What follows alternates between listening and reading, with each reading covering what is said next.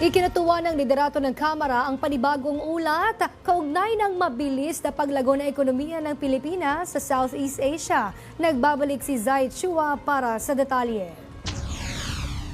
Pinuri ni House Speaker Martin Romualdez ang tagumpay ng ekonomiya ng Pilipinas kasunod ng inilabas na ulat ng World Bank. Ayon sa report, pumasok sa isang makasaysayang panahon o breakthrough era ang patuloy at inklusibong pagunlad ng bansa sa ilalim ng pamumuno ni Pangulong Ferdinand R. Marcos Jr. Para kay Speaker Romualdez, ang pinakahuling pagtataya ng World Bank ay higit pa sa magandang balita. Ito ay isang malinaw na patunay ng patuloy na pagsulong ng bansa sa tamang direksyon na tayo ay umaangat at umuusad.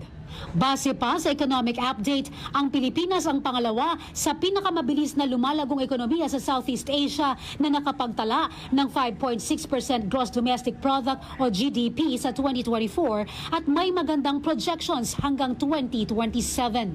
Ayon kay Speaker Romualdez, sa pambihirang tagumpay na nakasentro sa mamamayan, ang paglago na ito ng ekonomiya ay hindi lang dapat sukatin sa mga datos kundi sa kung paano ito makapagpapaangat sa araw-araw na buhay ng mga Pilipino. Binigyang puri rin niya ang agenda ng bagong Pilipinas na tumutugon sa reform-oriented na Kongreso sa paglalatag ng strategic policy reforms at investment. Ibinahagi rin ni Speaker Romualdez ang mahalagang papel ng Kamara sa pagsusulong at pag-unlad ng mga lehislasyon.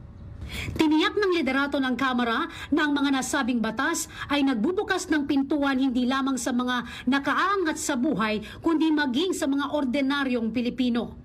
Sa huli, tiniyak nito sa publiko ang patuloy na pagsusulong ng lehislasyon ng pagkakapantay-pantay, itaguyod ang sosyal na mobilidad at bigyang kapangyarihan ang mga pamilyang Pilipino.